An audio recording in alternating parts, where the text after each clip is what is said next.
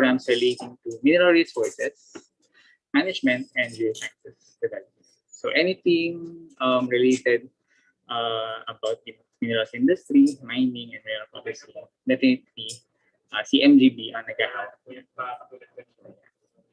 So that's the mandate for the MGB. As for the Mine Safety Net mandates, our mandates, we have almost 9 actually. So the first one is we promote a culture of safety and health. So by promotion, we conduct IEC programs, information, education, and communication programs sa mga hindi lang actually sa mining industry, hindi lang sa ating mga contractors, permit holders, and permittees, but we also promote mine safety doon sa community na kinabibilangan nila. As for the second mandate, so we also enforce safety and health measures doon sa ating mga contractors, permit holders, and permittees. And as for the third mandate, hindi lang enough na enforce natin yung safety and health measures. We also need to monitor yung kanilang performance pagdating sa in-place lang na safety and health systems. Okay? So, dapat hand in hand itong dalawang enforcement and monitoring. Okay. As for the fourth mandate, so we also organize and establish tripartite linkages. So similarly, itong ginagawa natin, this is somehow a partnership with the academy, specifically UP and the Mines and Geosciences. So every now and then, we also involve ourselves in activities just like this. So parang part na rin siya actually, parang promotion sa number 1 thing. The fifth, on our fifth mandate, which is the encouragement and training and human resources development. So yeah, so we also provide trainings as well. Yung mga actually MGBRO namin, they provide actually yung trainings dun sa ating mga contractors, permit holders, and permittees. So yeah. So pagdating, let's say for example, may mga bagong issuances na batas, we train yung mga representatives from the mining companies para at least ma-familiarize sila doon sa bagong batas natin na issue. So, yeah. As for the sixth mandate, so we also comply with other international obligations, particularly kay ILO. So ILO stands for International Labour Organization. So the Philippines kasi is a member of the UN, diba? So the ILO somehow is a tripartite organization wherein members the government, members the academia, and member yung mga other stakeholders. So yeah, so tripartite organization siya, wherein si ILO para somehow provides a standard for labor concerns. So we also comply with other international law obligations na ini-issue ni ILO. As for the seventh mandate, so we also conduct research and enhancement of mine safety and health. So currently sa amin sa section, current research namin is more of sa ground deformation monitoring of tailing storage facilities. So some nitong mga nag-start siya I think last 2017, then ongoing pa rin siya na research actually hanggang ngayon. So we actually conduct somehow, or we have visited different tailing storage facilities and somehow establish a ground deformation monitoring network in them, wherein monitor namin yung somehow movement ng TSF nila. So yeah, so that's for 7. And other researches as well have been conducted in the mine safety and health section. So hindi lang siya limited sa ground deformation. So definitely mga ROs din namin, meron din sila kanya-kanyang researches. Then, so siguro check din nila yung statistics and other data relating to mine safety. As for the 8th mandate, so we also investigate incidents and complaints relating to mine safety and health. So recently, this year, January, nag-conduct, part ako ng isang investigating team somewhere in the Visayas area wherein may isa kasi incident doon na somehow kailangan ng investigation. So we went there and conducted an investigation doon sa area. So that's one of the mandates as well of the mine safety and health section. So kapag may mga complaints from the community or from any stakeholder, we answer to their calls for investigation. As for the 9th and last mandate. So we also conduct audits and review of mine safety programs. So ayan. So di ko lang sure kung nakapag-take na kayo ng mining laws under EN. Pero just to give you a quick background, all mining companies are required to submit and have an approved safety net program. So, and in part namin sa Bureau as a regulatory and monitoring government body, we check and audit yung ano na programs nila kung appropriate ba and kung tama ba yung naka-in-place na systems and measures doon sa operations. So yeah, so that's all for the mandates for the mine safety. So let's now proceed doon sa organizational structure. Very, very quick lang organizational structure. So let's first start with the MDBCO. So the MDB Central Office is composed of different divisions. So yung division namin tatlo, and itong si MSDB, which is Mine Safety, Environment, and Social Development Division. You also have MTMD, or the Mining Tenements Management Division. MTD stands for Mining Technology Division. MEITD is Mineral Economics and Information, Mineral Economics, Information, and Publication Division. That's for MEITD. You also have LGSD, Land Geological Survey Division, MGSD, Marine Geological Survey Division, and other support divisions such as our Administrative Division and Finance Division. So yeah, so that's the structure, organizational structure of MGB Central. As for RO, MGBRO, regional offices. So sama medyo nabawasan lang siya ng konti. Pero yung very essentials na pa rin. So si MSSDD, Mine Safety, Environment, and Social Development. Si MMD, Mine Management Division. Parang ito yung counterpart actually, yung Mining Tenements Management Division ng RO. And we also have yung JU, Geology Division. And other support divisions like yung Finance and Administrative Division. Yeah, that's for the MGBRO. Well, let's now proceed doon sa linkages namin dito sa mines, specifically for mine safety. So our linkages involves, ayan, si DOLE, Department of Labor and Employment, si UH, Department of Health, DILG, Department of Interior and Local Government, and itong mga international organizations. Like what I've said, the ILO, ito si World Health Organization, and United Nations Industrial Development Organization.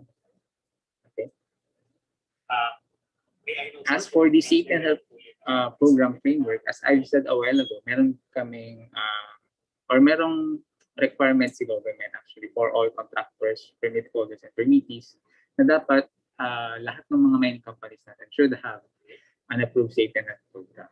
So, on the process of how a mining company should be able to produce that, ito yung susundin nila ang framework actually. So just think of this as somehow a summary or encapsulation of the process of how a safety net program should be prepared and presented. So in here, in the figure, we have yung framework natin. So in the middle, which is yung end product natin, is yung ating safety net program. And yung ating safety net program could be divided into three major components. So we have first yung ating systems in place, and yung people na mismo nagtatrabaho sa ating mga areas, and yung ating workplace kung saan sila nagtatrabaho. Okay? And around those three, yung different aspects that they should be able to answer or comply with. So the first one will be yung leadership and administration. By this we mean ano yung structure ng mismong organization. So sino-sino yung mga safety officers, safety engineers, mga mining engineers as well. Basically yung leadership and direction actually ng operations and safety and management. So that's for leadership and administration. Next would be yung ating health control and services. So ito naman specific for health control and services. How the mining company would be able to address issues on concerns relating to health. Okay. So dito dapat mo-discuss ni company sino yung mga doctors nila, ilang doctors yung meron sila, ano yung mga facilities and equipment na meron sila, and others relating to health. Then the next would be management and employee training. Ito naman yung focus nito would be on the enhancement of the skills of our employees. Okay. Hindi lang enough na matrain natin sila one time before sila, let's say, i-deploy sa site. Dapat regular natin silang nire-refresh for their skills. So, yeah. So that's for management and employee training. Good housekeeping relates doon sa, basically sa workplace. Parang gaano kaganda or how does a mining company would ensure na maayos na yung workplace nila. Next would be PPEs, personal protective equipment.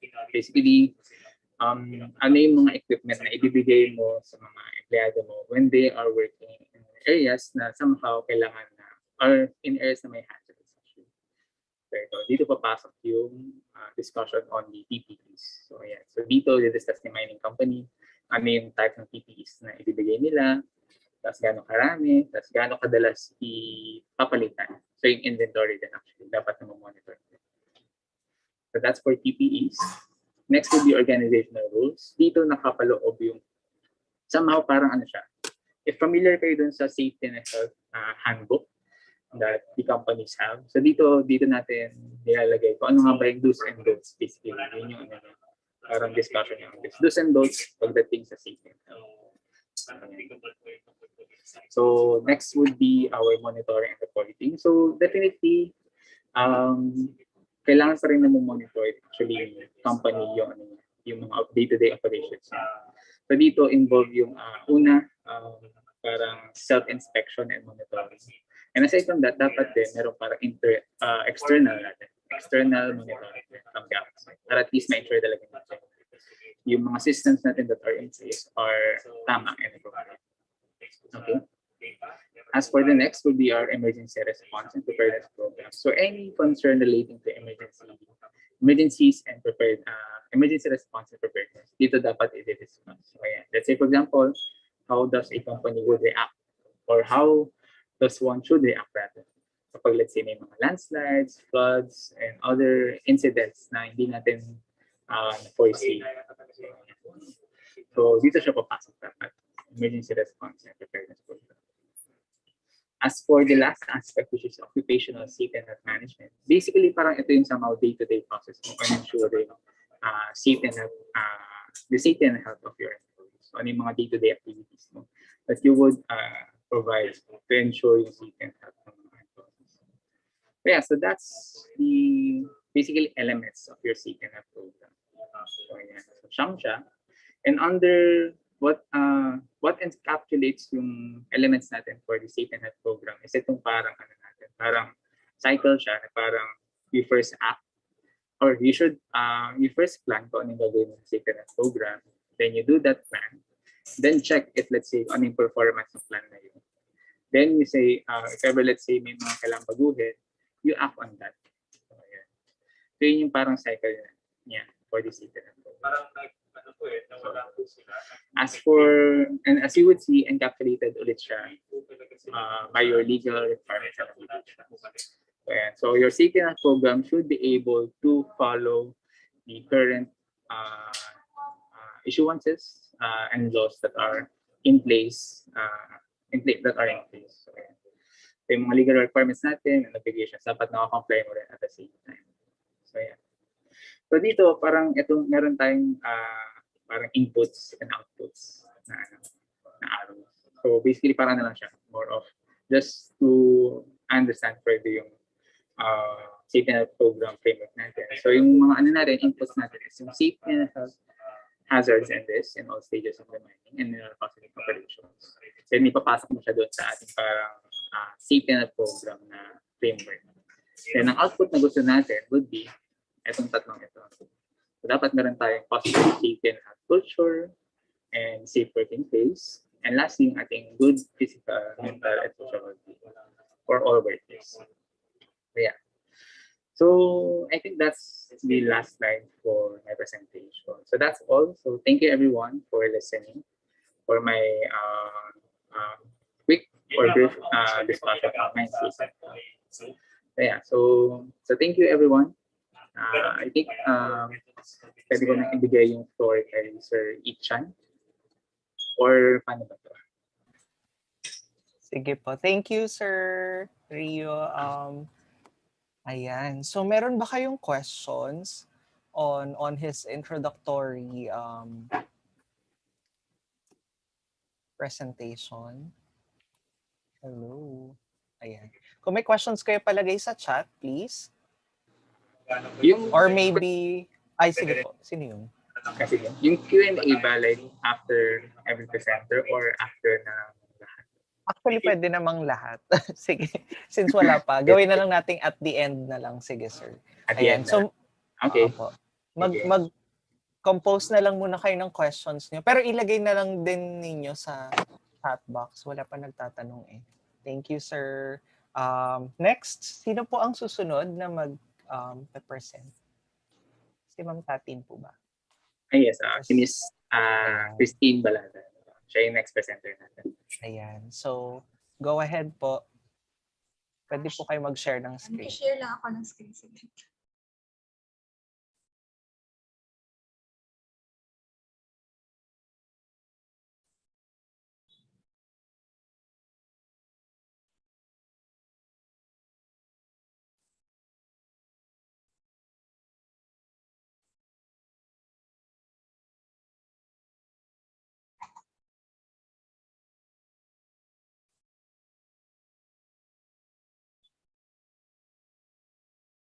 Sorry, medyo mabagal tong laptop ko.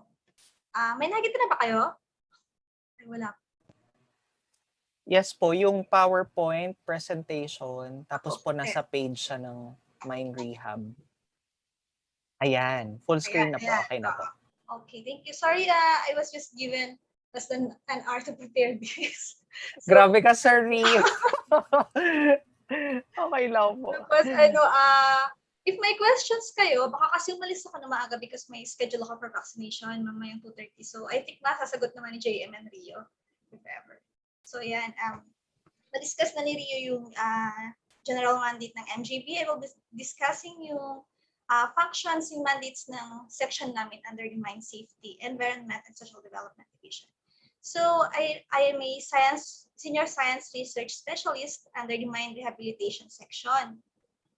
So, ito, na-discuss naman ni Rio kanina, yung sa MCSTD, ang mandate namin is to conduct final evaluation or review, audit of implementation, research and development for the enhancement of programs on, and promote best practices in and investigate incidents, complaints relating to mine safety and health, environmental management, and social development.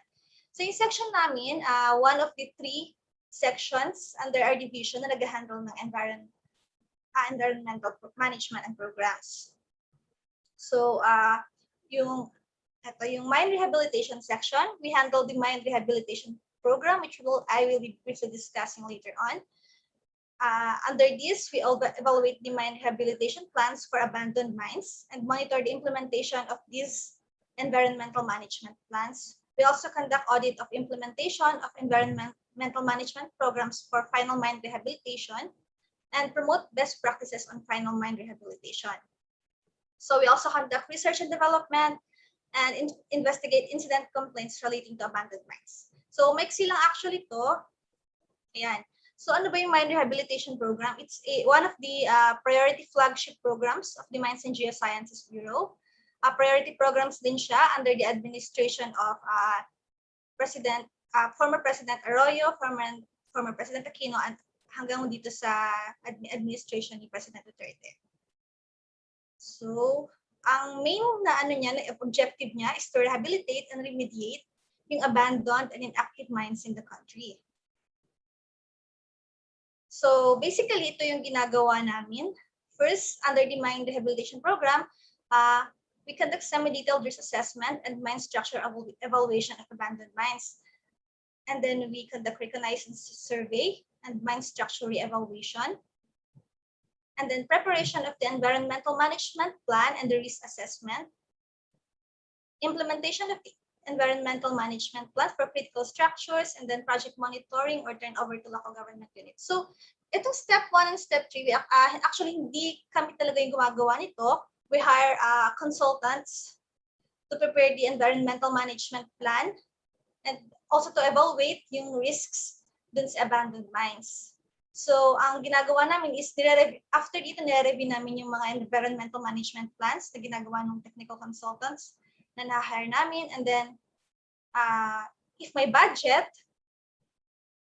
we try to implement this through the MGB regional office in cooperation with the local government unit. And then siguro, this experience namin parang yung implementation is it takes an average of 3 years. And then after that, to turn over na namin yung project monitoring sa local government unit. So these are, ito yung mga accomplishments namin under the mine rehabilitation program. We have the abandoned mine of Bagakay Mine in Hinabangan, Sangar. So ito yung itsura niya noong 2010 before we partnered with the Ecosystem Research and Development Bureau. We partnered with them for a study kung ano yung best way to fight or remediate the Bagakay Mine. So as you can see, may improvement naman noong 2010, as in bare lang talaga yung minahan at wala masyadong tumutubong mga halaman. Kasi I think highly acidic din yung lupa. So after a series of experiments to determine the best species at saka yung mga planting techniques, ito na siya noong 2017. Unfortunately, we had management issues with Privatization Management Office under the DOF. Kasi sila actually yung nag-handle nito. Tapos sila din yung nag-limit sa pagpasok namin ganito. So nagkaroon ng issues, so we weren't able to continue the project. Pero iniwan namin siya na ganito na yung itsura niya. So may improvement naman siya. Nakatulong naman yung study namin with ERDB. And then we also rehabilitated the Palawan Quicksilver Mines. For the phase 1, mostly parang physical improvements lang, aesthetics lang. So nung 2010, ganito pa lang siya. 2017, we built fences, inner and outer perimeter fences around the mine area kasi maraming mga pumapasok and then nag-fish sila sa loob dito sa lake pit lake. Kasi maraming isda dyan, puno ng tilapia, ganun. So what we did was to build a fence to our regional office and to cooperation with the LGU para maiwasan sana yung ganun. Tapos unfortunately, I wasn't able to get some pictures para ipakita sana yung itsura niya ngayon kasi na-landscape na rin siya and nataniman na ng maraming puno. Ito yung start nun eh. We planted these different species doon, and right now we are also partnering with Ecosystems Research and Development Bureau for phytoremediation of the area also. So yun, inaaral nila kung ano yung mga best na mga plants to help rehabilitate the area. So yun. Then ito yung itsura niya nung inaano pa lang namin yung slope stabilization. Sa ngayon, landscape na tong area. Maybe next time I could send some pictures. Hindi na siya ganito ngayon. After 2 years, last year, inaugurate na namin yung area. Tapos, yung for phase 2, yung partnership namin with ERDB, kung nung phase 1 ay purely physical lang yung rehabilitation, for phase 2 naman, we would like to extend yung rehabilitation niya na ma-address din yung ibang mga environmental issues. Kasi, as we all know, ito lang yung nag-iisang mercury mine sa Pilipinas na close na ngayon, na-abandon na ng may-ari. So, ang ano kasi ng MGB, we actually have 11 abandoned mines. And since wala silang mga may-ari, parang the government is taking responsibility for the rehabilitation of these mines. So, yun, minsan lang kasi pahirapan kumuha ng budget. So, nalilimitahan din kami doon. Ito naman is yung audit of implementation of FMRDP. So yung FMRDP, isa sa mga environmental requirements na kailangang submit ng mga mining companies. Ito yung plan nila on how to rehabilitate the mine after it ceases its operations. So ito, sa Rapu-Rapu, minomonitor namin yung implementation nila ng kanilang FMRDP, if sumusunod ba dun sa planong na isubmit, or are they spending the budget in a proper manner according to the plans submitted by the company. So yun, every year we conduct audit of this. And then isa pang company na in-audit din namin is the TVI Resources Development. So as you can see, marami na ring greenery. When we, before they implemented the FMRDP, mostly bare pa yung area. So yun, nakapag-revegetate na yung company. And then, every year nakikita naman namin na may improvement. So, yun lang. Unfortunately, I wasn't able to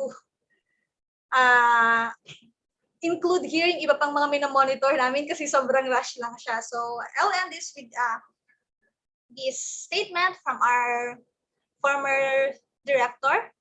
Proposed mining projects should be technically feasible, environmentally compliant, socially acceptable, and financially viable. If any of these imperatives is absent, it's not time to mine. So yun lang. Thank you. Ayan. Thank you po. Thank you, Ma'am Tatin. We have a question here. Yes. Since aalis po kayo, ngayon ko na po itanong. Quick lang naman ito. Sabi po niya, good afternoon, Ms. Christine.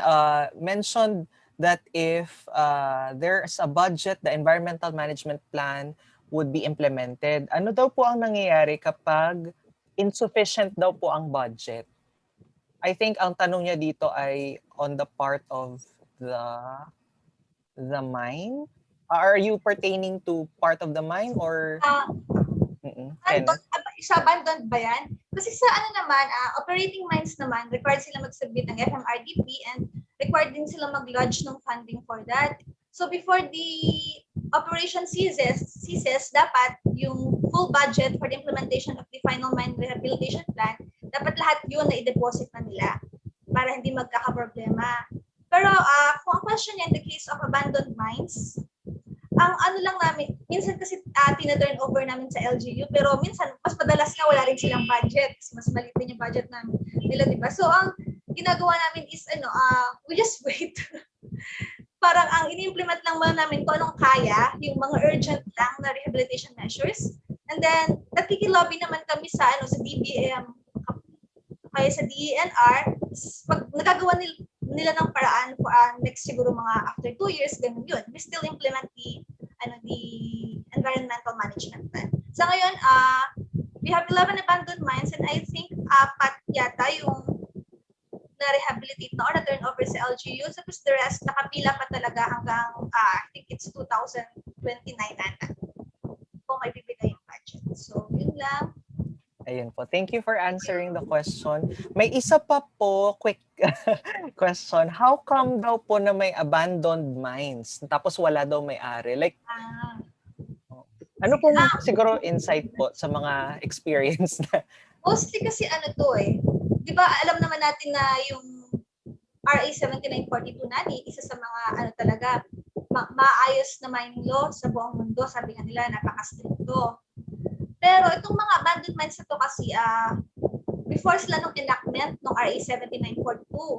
So, nung time na yun, wala pa talagang mga laws talaga na yung mga strict talaga na kailangan makapag-lodge sila ng funding for final mine rehabilitation, kailangan makapag-submit sila ng mga environmental management plans. Wala pang ganun. So, mostly mga 1970s, 1980s, na-abandoned to mga minahan na to. So, ayun, parang hindi na natin nahabol yung owners kasi wala na rin yung company. So yun yung mga abandoned mines na tinatake responsibility ngayon ng government na i-rehab. Okay po. Ayan. Sige po, thank you. That was Ma'am Christine, Ma'am Tatin, Batong Baladad. So thank you ulit po. Next we have si Engineer Jade Mark Santos, our next speaker. Okay. Thank you po, Sir Ichan. So, mag-share lang din po ng screen ko.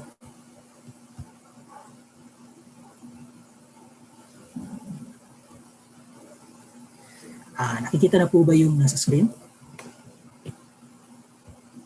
Yes, naka-PowerPoint pa siya, hindi pa siya naka-full screen.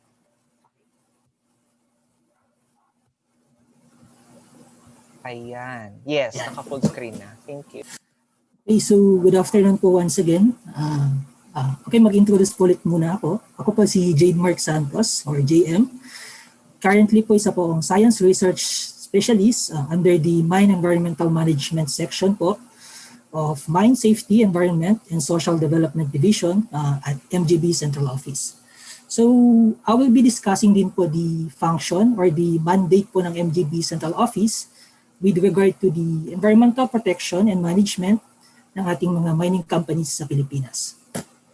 So before I proceed with my presentation, I think mag-agree lahat tayo, if not lahat, at least most of us, that the environmental aspect po ng ating minahan ay isa po sa pinaka-controversial and pinaka-crucial po na aspect ng ating mineral industry. So for what reasons? So kung mapapansin natin sa medias, tapos yung mga advocacies po ng ating mga anti-mining groups, no? So kung mapapansin natin, most ng mga sinasite nila na reasons for their campaign against mining is because nakakasira ng kalikasan ang mga mining operations sa Pilipinas. So pag nakikita natin mga kalbong bundok, mga siltation, so yan usually yung mga pinapakita sa atin. So at MGB, it is a challenge for us na it's a big challenge for us na to ensure na yung mga mining environmental programs ng ating mga mining companies are actually implemented, strictly implemented on ground sa ating mga minahan. Okay, so ito na-discuss na to kanina, so i-go over ko lang. So our division is composed of 5 sections. Meron tayong Mine Safety and Health section, the Mine Social Development section, then meron tayong tatlong sections for the environmental protection. So we have Mine Environmental Audit section, the Mine Rehabilitation section, kung saan po nandoon si Ma'am Katin, and then the Mine Environmental Management section, ito po naman po yung section ko. So bigyan ko lang po kayo ng konting overview regarding the functions po ng tatlong sections na to. So for the Mine Environmental Audit section, so yung section po na to is directly in charge po sa pag-collect ng ating mga mine waste and tailing fees. So usually sa office, madami pong pumupunta doon para magbayad ng mga mine waste and tailing fees ng companies. And then sila din po yung in charge sa evaluation and approval ng ating mga Environmental Work Program or EWP. So yung EWP po, ito po yung environmental work programs ng ating mga companies under exploration stage. And then aside from these two, the Mine Environmental Audit section also ang in charge din sa ating PMIEA or the Presidential Mineral Industry Environmental Awardees. So sila din yung overall in charge doon. And if ever din po na mayroon tayong mga complaints regarding sa mine waste, so sa MEIAS din po yung section na nag-handle ng mga ganung kaso. And then under Mine Rehabilitation section, so hindi ko na po siguro ito i-discuss kasi na-discuss na ito kanina ni Ma'am Tatin. And then on our section, the Mine Environmental Management section, kami po yung in charge sa evaluation ng Environmental Protection Enhancement Program ng mga companies, as well as their, minsan chine-check and re-review din po namin yung mga annual EPEPs na natatanggap namin from the regional offices, as well as the review and evaluation din po ng final mine rehabilitation and or decommissioning plan, the management ng ating mga CLRF or yung ating Contingent Liability and Rehabilitation Fund, and correspondingly pati yung Mine Rehabilitation Fund ng ating mga regional offices. Also, sa section din po namin, in-handle din po namin yung TRP or yung Temporary Revegetation Program ng mga companies. Yan, so I'll proceed po with the monitoring and evaluation. So ito po yung isa sa mga mandates po ng MSSDD. So dito, please take note po na the MGB Central Office, ang ginagawa po namin for monitoring and evaluation is yearly. So every year, nagkakandak po ng audit ang MSSDD sa mga pre-selected companies to check on ground kung na-implement po yung kanilang mga environmental programs. For the regional offices naman po, sa ating mga RO, sila po ay nagkakandak naman ng quarterly na monitoring ng accomplishment naman po ng mga companies. Okay, so ano ba yung mga legal basis natin or yung mga laws and regulations governing the environmental protection ng ating maminahan? Siyempre, ang ating RA 7942 or the Philippine Mining Act of 1995 and its implementing rules and regulations, ang ating DAO 2010-21. Then we are also governed by other DNR administrative orders such as the DAO 2018-19 para sa ating TRT and progressive rehabilitation, and other republic acts regarding environmental protection such as the Philippine Clean Air Act, Clean Water Act, the PD 1586 or sa ating EIS, and also the RA 6969 or the Control Act natin ng mga toxic substances. So ano ba yung mga reportorial requirements na nire-require natin sa mga mining companies? So lahat po ng operating na mines sa Pilipinas ay required na mag-submit ng kanilang EPEP and FMRDP. So ang EPEP is isa po siyang comprehensive po na environmental program kung saan pine-present ng company dito lahat ng possible na environmental impact na pwedeng maging dulot ng kanilang pagmimina. And consequently, each impact dapat may corresponding din po na environmental or corresponding na mitigating measures kung paano makokontrol or maiiwasan yung mga impacts na may dudulot ng kanilang pagmimina. And then FMRDP, gagaya ng sinabi ni Ma'am Tating kanina, ito yung plan ng company kung paano nila ibabalik sa dati, sa original state, as much as possible, sa original state ng area bago siya minahin, or kung ano man yung mapag-agrihan ng stakeholders na more beneficial use for that mining area after the cessation ng kanilang mining operations. Yan. So dito pala, yung EPEP and FMRDP, pine-prepare po ito ng companies. So yung mga students natin, pagka mining engineers na kayo, tapos na-employ kayo under the environmental office ng mga minahan, for sure, siguro kayo yung magiging charge sa paggawa ng EPEP and FMRDP. Actually, pati yung mga malalaking companies, naman, usually nag-hire sila ng mga environmental firms or consulting firms na mag-prepare ng EPEP and FMRDP. Pero most din ng mga personnel nila sa mga firms ay mga mining engineers or environmental science graduates din naman. So ano ba yung content ng EPEP na pinapasa ng mga companies? So first, of course, the project description. So sa project description, pinapresent nila dito ano ba yung plano nila sa minahan prior to operation, ano yung production capacity, paano yung development schedule, ano yung mining method na gagawin, ano yung schedule nila year by year, ilang ore yung miminahin, ilang waste yung maproduce. And then yung mga equipment din na gagamitin for the mining operation, nakalatag lahat yan dito sa project description. And then the baseline or current information naman, dito naman ililista ng company lahat ng the inventory of the wildlife or yung flora and fauna species natin na nagtatribe sa area bago mag-start yung mining operation. Dito din, makikita din natin sa baseline kung ano ba yung water quality, kung meron man mga adjacent to water bodies area, so nililista din siya dito, para may point of comparison tayo.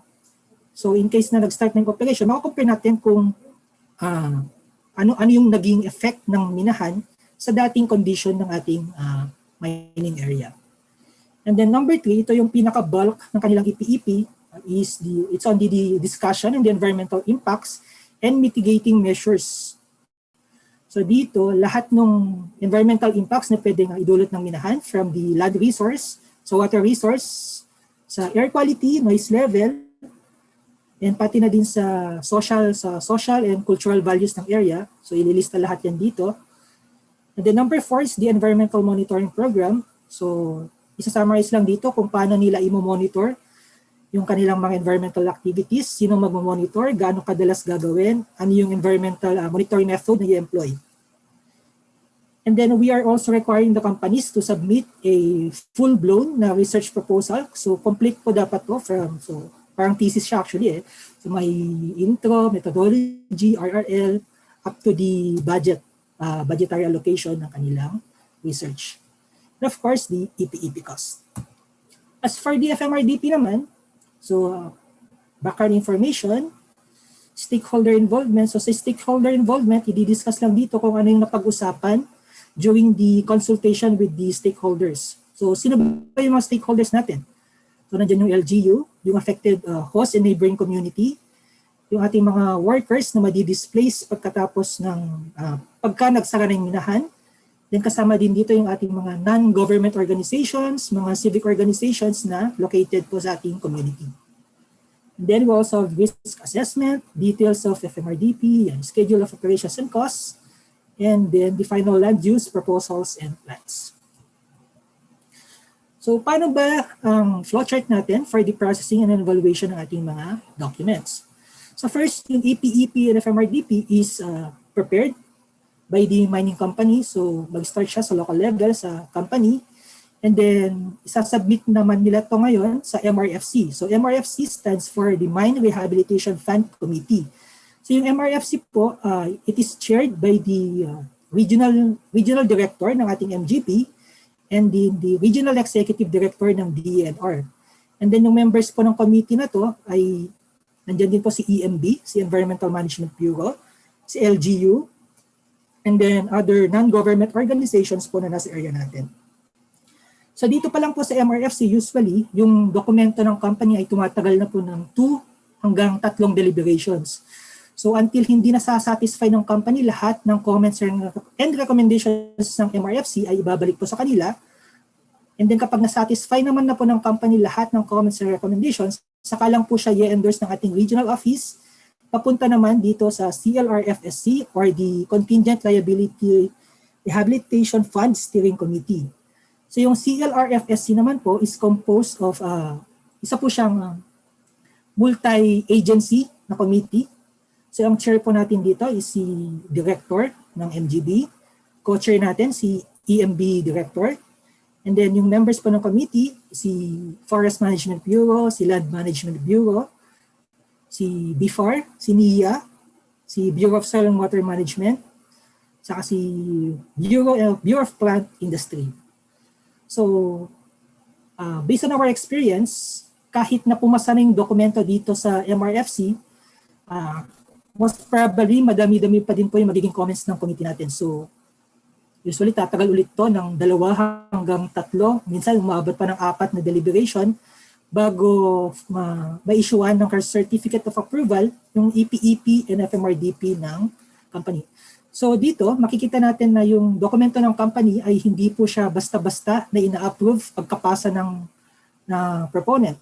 So it undergoes a series of deliberation para ma-ensure natin na yung content ng EPEP and FMRDP natin ay talagang fit for the talagang comprehensive siya at saktong-sakto sa pangangailangan ng ating mining company. Okay, so next, we'll be discussing naman po kung paano yung proseso ng ating on-site mine audit. So, I think the last on-site audit na ginawa ng MGB was, last year nakapag-audit pa pero first quarter during February ata. Pero after that, since nagka-COVID na, wala na pong on-site audit na ginagawang central office until now. So ang ginawa namin is nag-resort kami into virtual or off-site na audit po ng maminahan. Pero for this one, i-represent ko lang kung ano yung usual na nangyayari kapag meron tayong on-site audit. So here are some pictures. I think this is from Balatok, so Benguet. Yan. So dito sa, ano bang chine-check usually ng MGB during audit? So during audit, chine-check namin kung na-implement na on ground lahat ng mga activities ng kanilang different SHIS program, so for safety and health program, their social development and management program, and of course yung kanilang EPEP. Yeah, so here are just other pictures. Yan. And then, okay, so yung nakikita nyo naman sa screen, this is an example of a scorecard of a certain company. So ito naman ay ginagawa naman po ng mga regional offices during their ISHIS monitoring. So kung mapapansin nyo, ang chine-check this one pala is specific for the environmental management. No? So meron ding sariling scorecard yung ating mga safety and health sa social development. So mapapansin nyo, number 1 is the implementation ng kanilang annual EPEP. So yung annual EPEP kasi nandito naka-indicate or makikita natin dito kung ano ba yung mga activities na dapat i-implement ng company for that specific year. So meron tayong corresponding na percent distribution for land resource, 35%, water resource, 20%, and so on. And then meron tayong physical and financial. So sa physical, titingnan natin kung na-implement ba talaga ng company yung activity. So for example, for land resource na sinabi nila dun na activity nila is slope stabilization. So kung hindi nila nagawa yun, so mas mababa yung magiging reporting natin sa physical. And then sa financial naman, since may corresponding na budget for that specific po na activity, so kung hindi nila nagastos yung budget na yun or underspending, so mas mababa naman po yung magiging yung mare-reflect na financial na score nila under the financial aspect. And then i-average lang po siya. So mayroon tayong grade dito. And then another one na chine-check din natin is their reportorial requirements. So kung nagsasubmit ba sila ng kanilang mga programs, for example, yung kanilang mga annual EP accomplishment, quarterly CMRs, yung mga semestral report on mine waste and tailing fees, yung semestral report on mining forest program. So may corresponding distribution din po siya, and then may rating. And then pag pinag-add natin to, magkakaroon ng rating yung company. And then from that, ma-determine natin kung compliant ba siya or non-compliant. Yeah. Okay, so next, meron bang difference kapag yung company na subject to audit is open pit or quarry or underground? So technically wala naman. So as long as you are operating na mine dito sa Pilipinas, you are required to submit your EPEP and FMRDP. So same pa din yan. However, magbabago lang siya siguro sa magiging content. For example, sa underground mines, dito mas dapat ma-highlight kung ano yung magiging effect ng kanilang operation sa possible na subsidence area. And then for open pit and quarry, syempre mas prone sila sa erosion and siltation, especially sa mga companies na located near the water bodies. And then others, kapag meron silang may mineral processing plant, so kailangan din nilang maglagay ng discussion regarding the processes on their processing sa kanilang EPEP. And then types of minerals that we mine. So for example, if a company is sulfide, kunwari sulfide yung deposit nila, so may possible na magkaroon ng acid mine drainage. So kailangan yung magiging impact ng acid mine drainage ay meron siyang corresponding mitigating measures na nakikita natin sa kanilang EPEP. So yun nga, ano ba yung mga challenges during this pandemic? So since last year nga, gaya na sabi ko, wala kaming physical na EPEP and FMRDP deliberations and wala ding actual na on-site audits. So nag-resort po kami lahat into virtual through Microsoft Teams na deliberation and audit po ng ating mga companies and regional offices. So that's all. Sorry, Chan. Ayan. Thank you so much, Engineer Jade, Mark Santos. Ayan. Thank you for your questions. Umalis na rin pala si Engineer Tatin. She had to go for her vaccination. But I think Engineers Mark and Rio can answer your questions. And we have quite a number here. Puro DM. Puro direct message sa akin. Sige, babasahin ko na lang lahat. For the sake then of the class. Sige. Okay, wait lang scroll ko lang. I think nasagot na yung kanina kay Ma'am Tatin. Let's have this question. Ayan. A government official said that the MGB has a mine rehab program roadmap for 2019 hanggang 2022. Covered po ba ang Mark Copper dito and ano po ang ginagawa or ano na ang ginawa ng MGB para ma-rehabilitate ito? Ayan. So on the issue daw ng Mark Copper, what can you update us, sirs? Well, thank you, Ichan, for that question. Well, unfortunately, hindi rin ako masyadong familiar doon sa concern regarding sa roadmap on mine rehab and if kung maapektuhan ba nito si Mark Copper. So, well, since wala na si Ma'am Tati, siguro I could relay na lang yung question to her. Then siguro i-forward ko na lang yung discussion niya or answer niya on that. Siguro sa iyo din. Ay, sige sir. Thank you. So we'll get back to you on that question. Next, I'm sorry. Ano to? If interested po kami on the performance of a certain company, ayan. Paano daw mag-request and pwede daw ba siyang mag-request? For example, EIS or FMRDP. I'm not sure if you can provide, but can you clarify with us, Sir Rio and Mark, what can the students ask? Kasi they're doing their research eh. How do they get the information that they could research on? Ayun. Well, I think si Jade Mark yung makapagsagot nitong question. Okay. Yeah, Okay, so thank you for that question. So, yung example na binigay niya is for the EIS sa FMRDP, no? Mhm. As for the EIS, actually wala kaming copy ng EIS niyan sa MGB kasi it's more on the function yan ng EMB or the Environmental Management Bureau. So, I think that's the right office kung saan sila pwede mag-request. As for the FMRDP, I think wala namang problema. Pwede sila mag-request sa amin. So, sulat na lang sila to an official letter addressed to Director Moncano. As long as may approved na FMRDP yung company, pwede naman namin i-provide yan kasi that is a public document. Okay. Thank you, Engineer Mark. By the way, yung sa EIS, tama yung sinabi niya, support ko lang. If you need information on that, you may want to inquire with the Environmental Management Bureau, EMB. Under din siya ng DNR, parang separate office.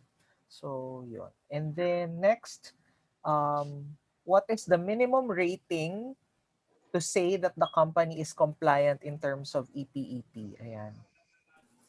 That's the next Yes. question. In terms of EPEP, actually, yung kung ang pinapertain niya na question is dun sa scorecard siguro, yung pinasend ko kanina. Dun sa scorecard kasi, ang chine-check natin dun is the annual EPEP ng company. And I think para masabing compliant ang company is 80%. Tama ba, Rio? 80? Yes, 80%. At least 80%. Okay. Thank you so much. 80% daw is... Ay, sige sir. Oh, i-confirm ko kay Rio kung tama. Pwede bang magdagdag ako na ano? Yes sir, go ahead. Discussion. Actually, yung monitoring ng performance or compliance for EPEP, actually, isa lang siya sa mga components na chine-check. Aside from that, chine-check din natin yung compliance ni contractor, permit code, and permittee with respect to other aspects. Let's say, for example, sa social and sa safety. We also check din sa tenements naman din. So actually, apat siya. Species. So tenements, safety and health, envi, tsaka sa social. So, and across the board, kung tama yung pagkakaalala ko, 80% minimum or at least yung required na grade para matag sila as compliant. So for further details, let's say for example, you want to check yung details ng monitoring checklist and scorecard, you could check yung DAO. Hindi ako nagkakamali, I think hindi siya DAO. I think MGB circular number 2018-02. Yung number ng issuance na yun.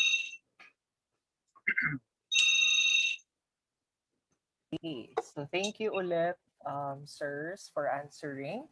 Next, let us have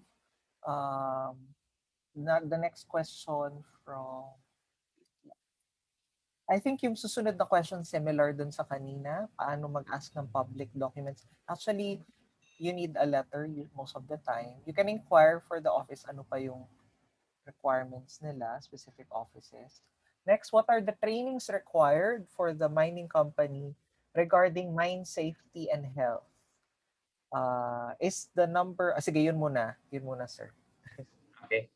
Okay, well, pwedeng pabasa ulit ng question. Baka kasi okay lang. Ano daw yung mga training, sir, required for the mining company na related sa mine safety and health? Siguro minimum siguro yung tinatanong niya. Yung parang mandated na. Yeah, well, siguro I'll divert or siguro i-direct yung question into a much more specific discussion. So I would assume na ang minimin niya dito is yung mga individuals that would perform duties or functions relating to safety and health. Now, for actually under DAO 2000-98 and under DAO 2010-21, we have a requirement for all mining companies, mining contractors, permit holders, and permittees to have a safety engineer or safety inspector. Now, on the number of safety engineer or safety inspector, that would depend on the classification nila as a mine. So under DAO 2000-98 rather, meron tayong iba't ibang classifications for mines, diba? Meron tayong Class A, Class B, Class C, and D. So yung classification would depend on the number of employees that they are currently employing. Now on the training, so meron ka ng safety engineers, diba? And safety inspectors. Now, for the trainees, actually, ang requirement natin, kung hindi ako nagkakamali, under DAO 2000-19, we would require at least 40 hours na safety and health training. So, this would involve your basic occupational safety and health training, your loss control management, your basic life support, and other trainings that are in the field of safety and health. Pero naman, actually, depende pa rin sa magiging evaluation ng MGBRO. Kasi let's say, for example, meron kang, hindi ko lang sure kung yung mga students natin is naka-attend sa previous na talk ni UP about sa offshore mining. So definitely, let's say for example, meron kang safety engineer or safety inspector, pero wala siyang training on relating sa safety and health of offshore or yung ating mga trainings regarding sa mga ships and other facilities na nawala sa online. So ayun, definitely we would require the necessary trainings para at least ma-perform ni safety engineer, safety inspector, yung function niya as a safety officer sa minahan. Yeah, so I hope nasagot ko yung question, Sir Ichan. So yeah, dinirect ko lang towards sa safety officers. So yeah, thank you. Thank you for answering. Ito, sir, follow up. Ayan. More on the, okay, ito naman, is the number of health practitioners dependent on the number of employees? And then may standard daw po ba na number of doctors for a certain number of employee sa isang mine? And then pareho ba yung doctor na yon na assigned dun sa host or iba pa ba yung doctor dun sa, for example, sa workers for a mine in terms of health? Well, thank you for that question. Actually, yeah, that's a good question as well. Kasi as of the moment, meron tayo, well, sige, i-discuss ko na lang muna yung current na current prevailing law under or within the minerals industry, and that is DAO 2010-21 and DAO 2000-98. So, yung dalawang laws na yun somehow establishes yung rules natin on the number of, let's say, doctors and safety officers within the mine. So, however, itong mga recent advancements and developments sa law, particularly yung mga developed ni DOLE, so actually meron silang release na, actually, I think that was in 2018. So, meron silang release na RA, Republic 11058. So, you could research that as well. And yung title ng document is parang standardization, no, occupational safety and health law in the Philippines. And somehow, merong dalawa actually, nagko-conflict yung statements sila doon sa RA 11058 and sa DAO 2000-98. So parang si RA 11058 actually nakadepend pa rin naman sa number of employees. Pero parang iba yung classification niya ng, let's say for example, itong set of people or itong number of people corresponds to this number of safety engineers.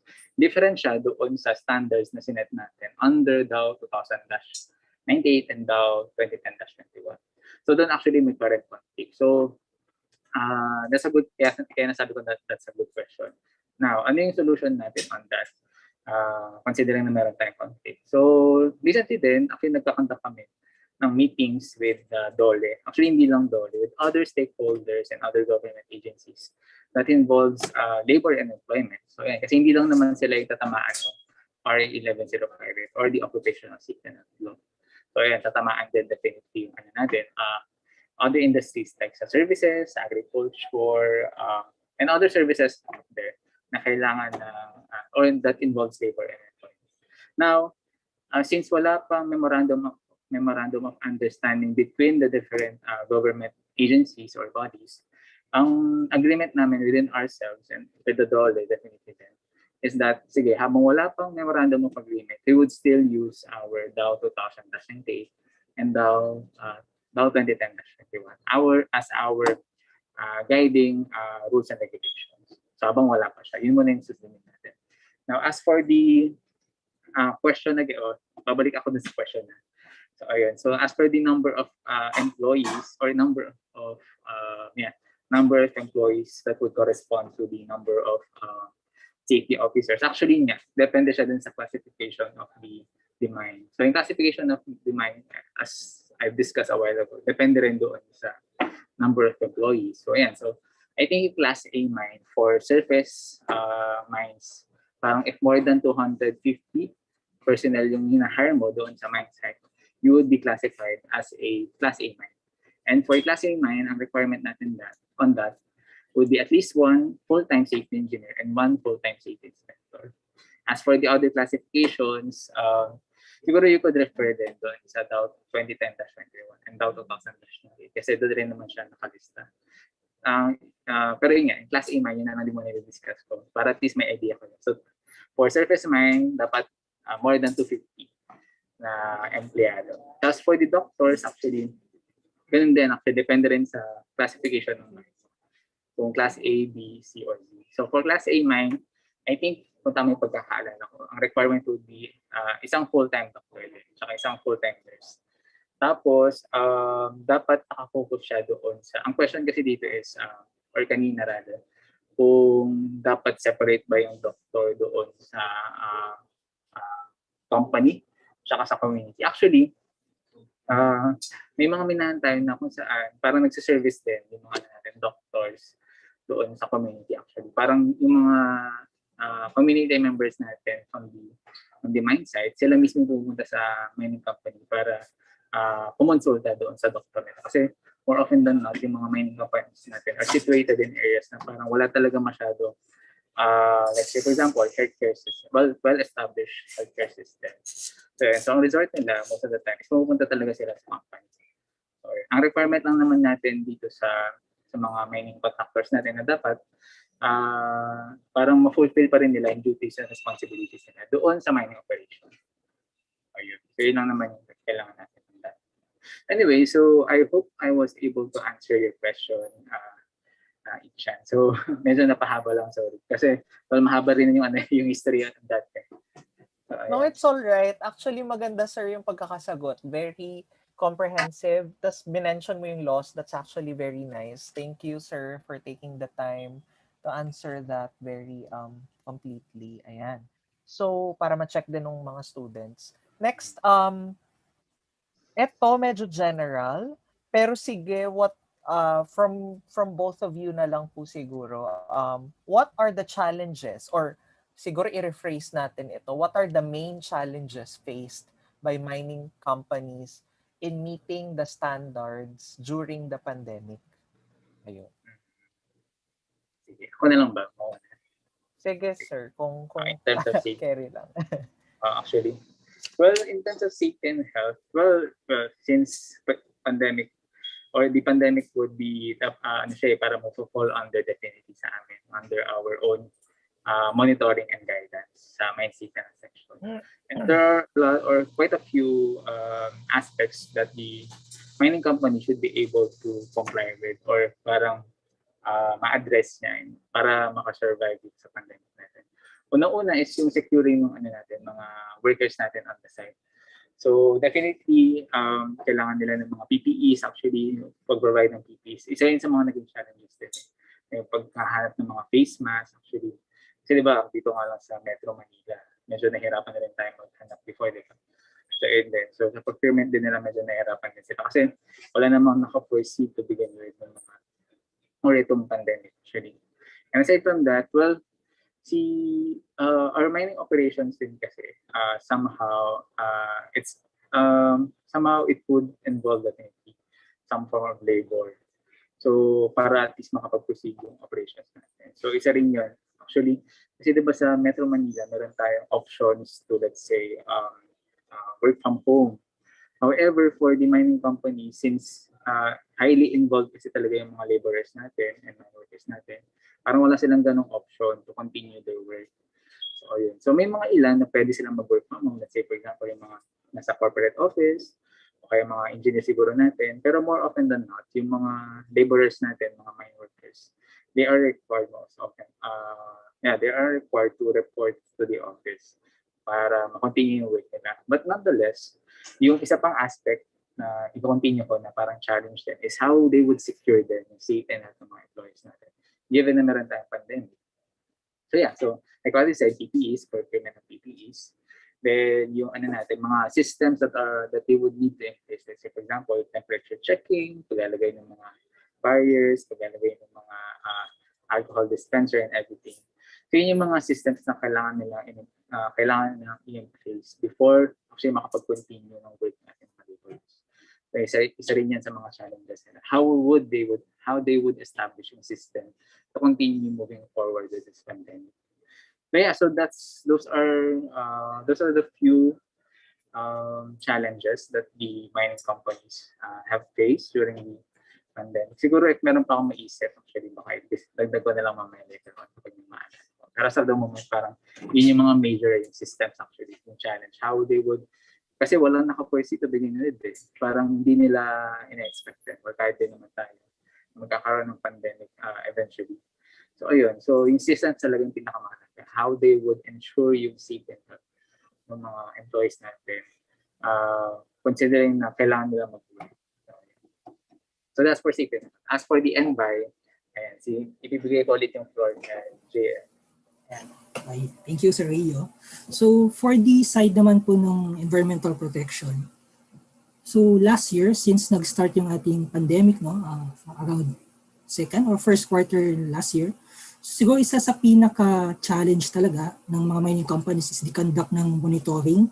So nung nagsagawa kami ng audit with the regional offices this year for the accomplishment ng mga companies for 2020, isa sa mga nakita namin is that madaming companies ang hindi nakapag-conduct ng kanilang mga sampling activities. So wala tayong air quality sampling, walang water quality sampling.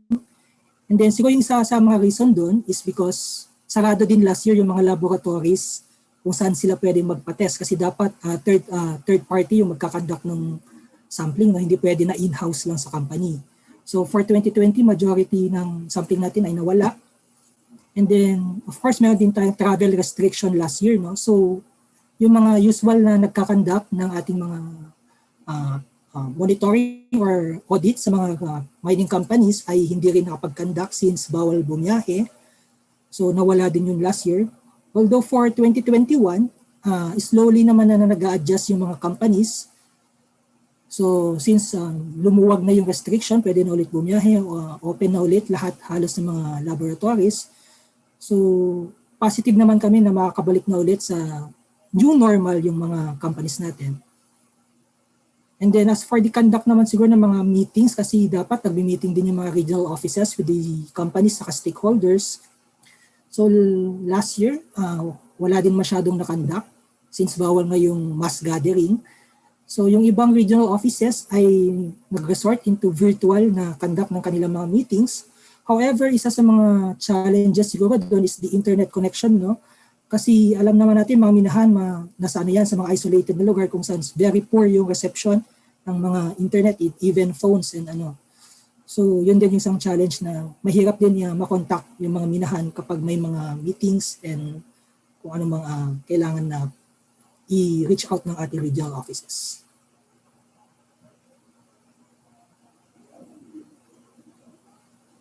So far yun lang muna. Thank you so much for answering. Thank you, the both of you. Very comprehensive ang inyong mga sagot sa mga tanong ng mga estudyante. Thank you so much. Okay, next question. Kung mag-extend daw ng area yung company, panibagong plan daw ba ulit yun? And kailangan ba yun integrated sa naunang plan? Siguro ako na lang sasagot dyan. Sige, so sir. If ever na, for example, a certain company mag-expand ng area, so correspondingly, mag-i-increase yung kanilang production capacity. So pag nag-increase yung production capacity nila, that also warrants an amendment ng kanilang ECC. Kasi yung in-issue sa kanila na ECC, for sure ay hindi na yung original, no? So if that's the case, kailangan ulit nila mag-submit ng panibagong EPEP and FMRDP to incorporate kung ano yung magiging panibagong activities na i-implement sa area. So panibagong document po na kailangan dadaan ulit sa regional level, papunta sa amin sa national level po. Okay, thank you. Next, we have medyo may a few questions pa here. And dumadagdag pa. Kapag daw, this question is related to an earlier question asked about yung compliance, yung nabanggit nyo na 80%. Kapag na-determine daw na 80%, at least 80% compliant, so pasado na yon. Hindi na po ba sila i-require na mag-improve doon sa 20% na kulang? Or do you how do you go about that? But like nire-recommend you ba na mag-improve sila, or I hope you get the question. Sige. Ako na lang po muna siguro yung unang sasagot. Sige. So regarding that question, no, so kung for example a company attains a score of 80%, no, so meaning may 20% doon na hindi niya satisfactorily complied. So di ko kasi napakita kanina yung buong laman ng ating scorecard. So sa pinakadulo, no, meron tayong recommendations doon. So sa recommendations na yun, nilalagay namin kung ano yung mga things that they should na kailangan nilang improve, ano yung mga compliances na kailangan din nilang i-meet. And then for the next monitoring period, yun naman po yung i-check namin kung na-comply nila yung recommendations namin from our last monitoring activity. Okay. So thank you again, Engineer Mark, for answering that, JM. Next, let us have another question. Ito, this one. Meron daw po bang incentives na binibigay ang MGB for the companies who are compliant or at least beyond compliant in meeting the standards set by you sa MGB? Siguro incentives daw or awards, I guess, or recognition. Yeah. Siguro unahin ko na lang din muna for safety. Well, actually, for safety and health, prerogative actually ni MGBRO to issue or provide any incentive or let's say awards or accolades or commendations pagdating sa ating mining company. Let's say, for example, if ever yung performance nila nung safety and health, sa aspect ng safety and health, ay maganda. So, ayan. So, actually, meron tayong award or merong award na ini-issue yung mga MGBRO natin. Let's say, for example, the company is issued, let's say, at least or 2 million man-hours na safe actually. So, ayan. So, ganun yung mga awards na ini-issue ng mga MGBRO natin. I don't know lang sa NVI side kung meron. Siguro, maybe JM could clarify yung ano doon. Kung meron silang ini-issue na award. Okay. Thank you, Sir Rio. So as for the part naman ng NVI, siguro yung kagaya ng sinabi ko kanina, meron tayong PMIEA or the Presidential Mineral Industry Environmental Awardee. So yung award na yun is the highest na award na pwedeng i-grant actually it is granted by the President of the Philippines sa ating mga best of the best na mining companies.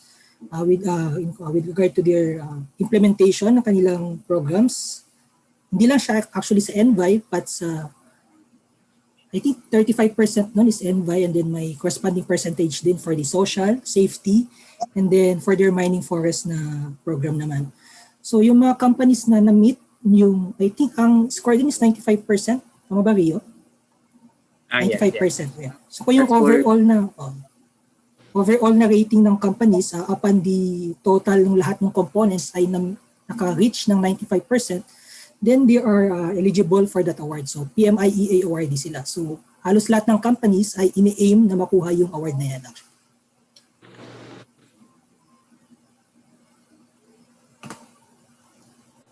Okay.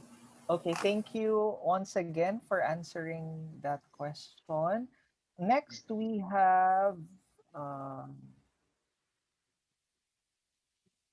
eto.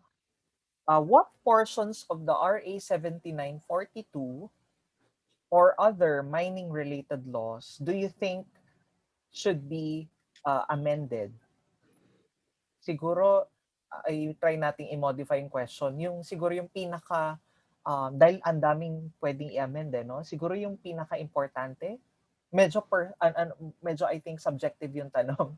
Which Mhm. portions of the RA 7942 or other mining-related laws do you think should be amended maybe immediately or at least priority? Yan.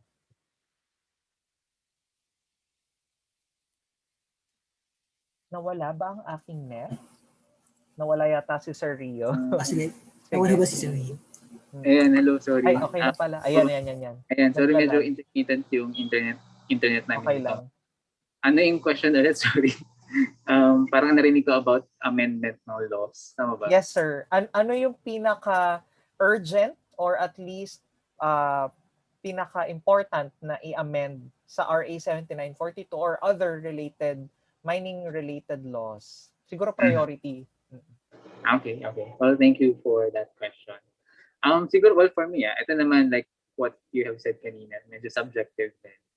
Na pwedeng yung sagot mo would be different to mine. Pero for me, siguro, one of the more pressing issues or sections ni RA 7942 that needs to be amended would be yung provision for penalties, actually. As of the moment kasi, yung penalties natin as enlisted under RA 7942, well, for me, relatively medyo mababa.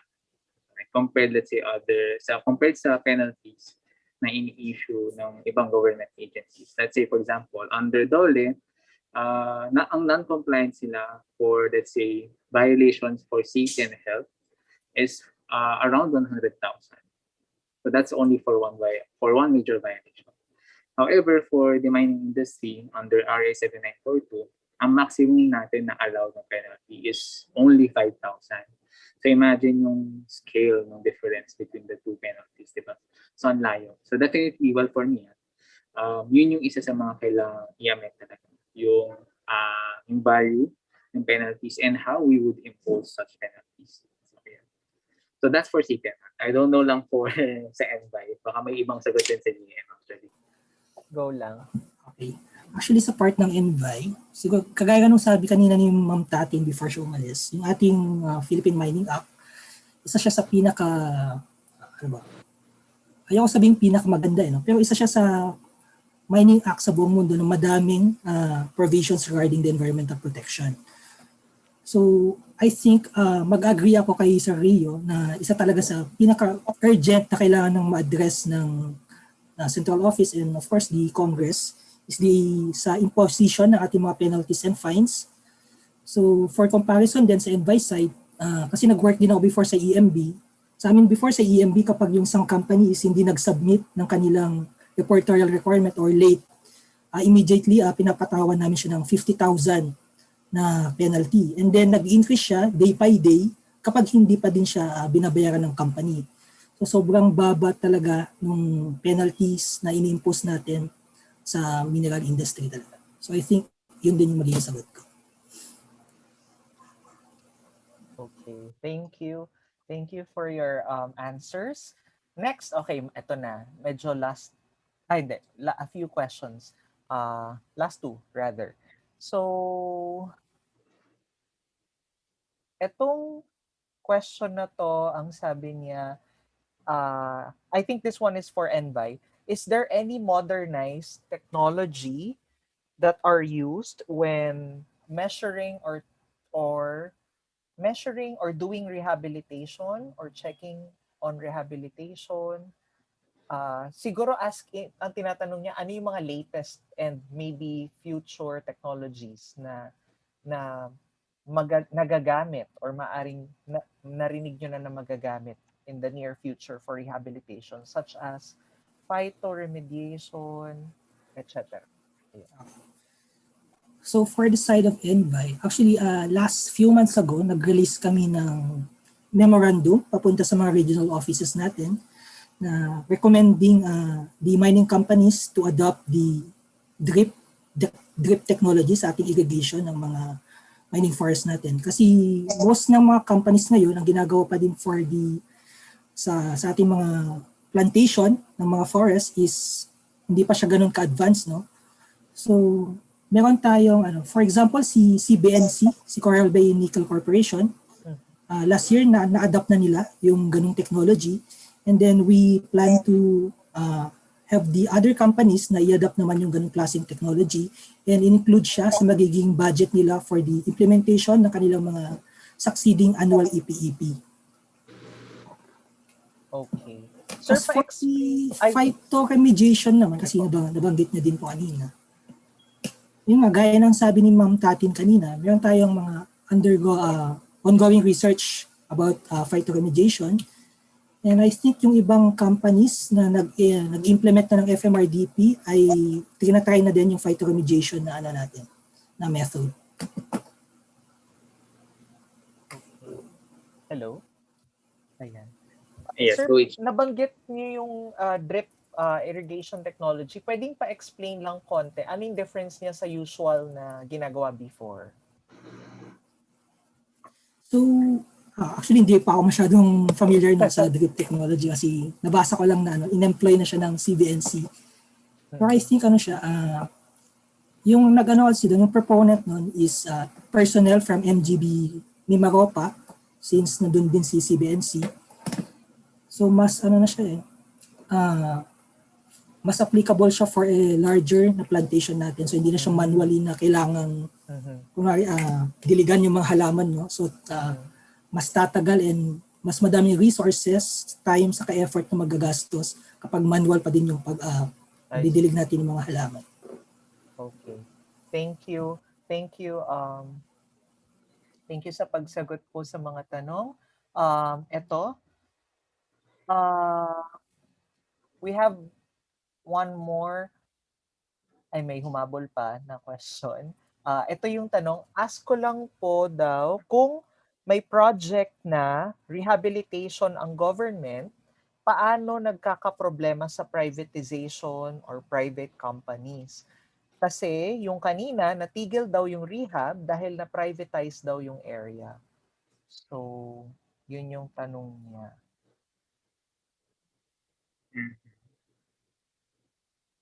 Ano daw nagkaka-problem sa privatization?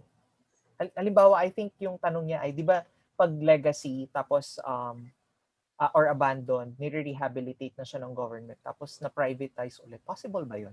Anyways, hindi ko sure kung yun yung context na gusto niyang... Nabanggit yata daw ni Ma'am Tatin kanina.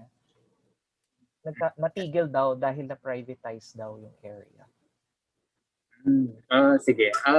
As for the question, yeah, like katulad din nung sinabi namin kanina, or sinabi ko rin kanina, I think the question would be better asked kay Ms. Tatin. Siguro i-refer ko na lang yung question sa kanya. Tapos yung sagot would be, siguro i-relay ko na lang din sa'yo, Icha. Pero rest assured for the mines that are of currently operating right now, definitely dapat meron na silang mga FMRDPs para to secure yung rehabilitation ng mga mining areas. Thank you, sir. Thank you, sir, for responding. Last question. Ito, medyo natawa naman ako sa question. Ano daw ang mga job opportunities sa MGB? Kasi may mga graduating time students eh. Siguro i-rephrase natin yung tanong. Kung ikaw ay isang mining engineer, tapos papasok ka sa MGB, anong mga divisions, anong mga type ng work ang i-look forward mo na pwede mong applyan? Of course, depende yan sa sa opening, pero yung siguro yung context ng sirs, mga opportunities in general, assuming na lahat may opening. Describe nyo na lang yung ginagawa niya. Sige po. Sige. Gusto mo ba mauna, JM? Or ano ba? Ikaw na mauna. Ako naman. Okay, thank you. Well, as for the job opportunities or on the nature of our work, actually, like what Sir Ichan have said, actually yung work mo dito would depend actually doon sa job opening or vacancy ni bureau. But definitely, the work in here is fulfilling. So, pero siguro just to compare it na lang doon sa private industries natin, well, working for the government, well, basically ang function would be regulatory and monitoring and policy making din at the same time. Tapos that encompasses actually yung buong operation ng mining company. So actually yun nga, depende kung saan ka ma-assign, doon ka ma-expose talaga. So ako, na-expose ako sa mine safe and health. As for the other personnel that I know, ayan, meron kang mine rehab, you have also mining environment, you also have mining tenements management division, mining technology. So yung pagdating sa scope coverage, yung potential gain and learnings that you might have dito sa bureau, actually napakalawak. So ayun, depende lang talaga kung saan ka ma-assign. So ayun yan. Pero comparing it to the private industry as like what I said, yung work mo would be on, since part ka ng government kasi, diba? Basically, you are an alter ego of the Filipino people. Basically, you are enforcing yung rules and regulations natin dito sa Pilipinas. Pagdating sa mines, pagdating sa minerals industry. So, more often than not, yung function mo would revolve on that as well. So, yeah. Pero nevertheless, this type of work is very noble and then at the same time, very challenging at the same time. So yeah. So I guess yun yung sagot ko to that question. So for JM, baka may iba pa siyang may share sa inyo. Sure. Yeah, thank you, Sir Rio. So dagdag ko na lang siguro kasi feeling ko nabanggit na ni Sir Rio lahat. So actually, ang maganda naman sa MGB, kapag pumasok kayo sa MGB, hindi lang siya pure na office work or table work, no? Kasi although sa MGB, sa regular function nito, meron kaming kinakandak ng mga audits. So meron kayong chance na makatravel sa buong Pilipinas kung nasa central office kayo, no? So I think a few years before, may times na halos wala nang matira sa office kasi lahat naka-field. Ganun. And in case naman na ma-assign kayo sa mga regional offices natin, so ganun din, madami pa din kayong field works and monitorings, especially if embedded personnel kayo sa ating mga regional offices. So as for the fulfilling ba ang magtrabaho sa government? Yes, I can say na yes, fulfilling siya kasi personal experience ko to. When I first worked at MGB, parang feeling ko na I'm making a change, kumbaga parang may impact.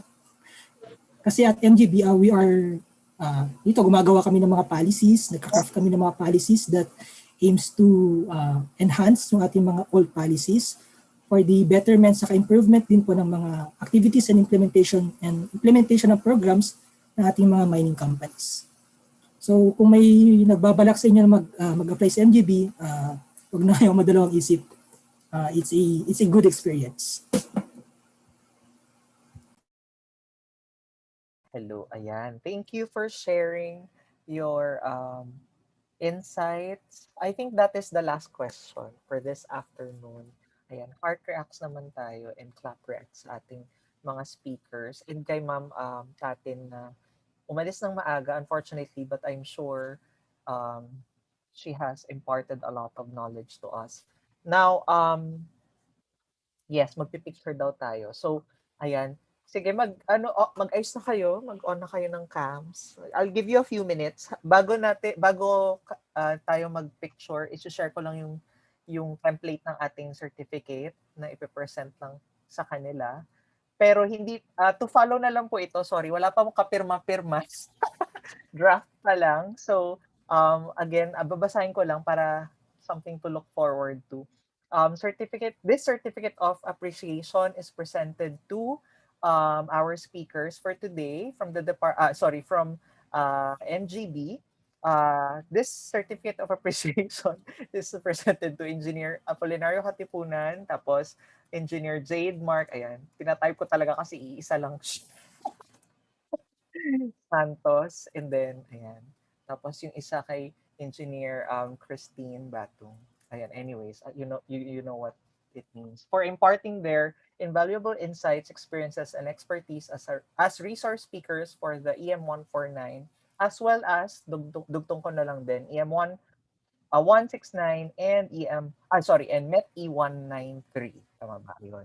Held on July 15, 2021 via online video conference signed by us. Well, not signed yet, but soon. Ayun. So thank you. Thank you po sa ayan, may utang na naman ako kay Sir Rio. Okay. Ayan, thank you so much. Let's have a picture. On tayo ng cams, yung mga makakapag-on. Kung may further questions kayo, pwede nyong iparating sa akin. Or sa any of us, sa aming mga course handlers, kay Ma'am Cheska, na nasa department pa lang ngayon, kay Ma'am Hana na nasa Japan. Magkasama With kami ni Ma'am Hana. You know, with Ma'am Hana, her- say hi. Oo. Ayan. And then sino pa nandito? Ay, si Sir Terence. Baka hindi siya mag-on. Si Sir Franco. Sino pa nandito? Ay, yun pala, si Sir Terence. Nandito pala. Isang account niya pala yan. So, paki-on na lang po yung cam nung iba. Sir Jolo. Ayan, dyan din si Sir Jolo. Who else do we have here? Ayan, sige. Mukhang ayaw nung ibang mag-turn on ng cam. Sige. Kung ayaw nyo, okay. I won't, impose. And then, ayan, may nagbubukas pa. Sige, wait lang tayo. A few more seconds. Sige, bago yan, a few reminders, announcements. 149, ma'am.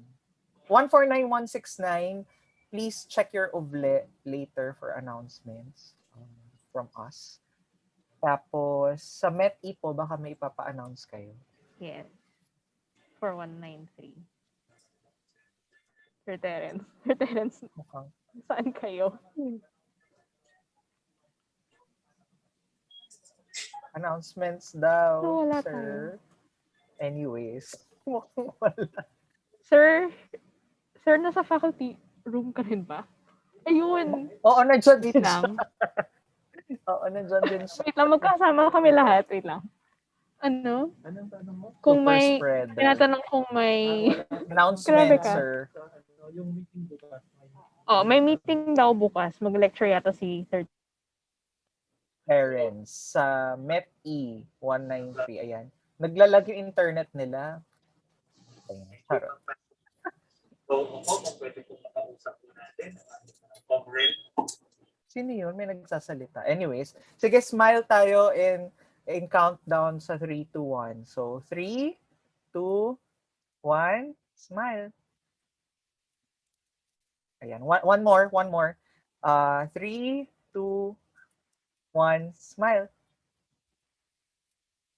Ayan. Thank you. Thank you so much sa pag-attend. Thank you, Sir Rio. Thank you, Sir Jade Mark. Thank you for attending sa mga guests sa ating special session, joint session ng mga classes na ito. Thank you. See you. Please wait for our announcements in Ovulet. Yun lang. Thank you ulit. Thank you po. You may go. We will have a Hello, meeting. we're back. Ma'am Hana, stay. Charot. We're back. Sorry na, sobrang bagal ng department. Oo nga eh. Lahat kayo naglalag. Lahat kami nawala, sabay-sabay. Oo nga eh. Ayun, bagal ng laptop. Nandito pa yung iba. Hindi na Sorry, makabalik si ililid Sir ko na Terence. kayo ha. Ay, i-remove ko na yung iba ha. Ikikik. Bye. Bye. Bye po. Sorry, ano yung itsura namin sa picture feeling ko? Hindi ko alam. Sorry, naka-live pa pala siya sa YouTube, tapos tumatawa-tawa pa ako. Si Sir Franco, parang walang response. Nandiyan ba siya sa DEP? Oo, nandito rin. Kaya na, nag-on na. Ba't ngayon ka lang nag-on ng picture, Sir Franco? Wala na, tapos na yung picture. Naputol ako, na-disconnect ako kanina. Lahat kami naputol. Naputulan ng net. Wait lang, na-bother ako dun sa Janela Abes. Gawa Sorry, yata naka-live ni pa Rio tayo sa yun. YouTube. Oh my God, sorry.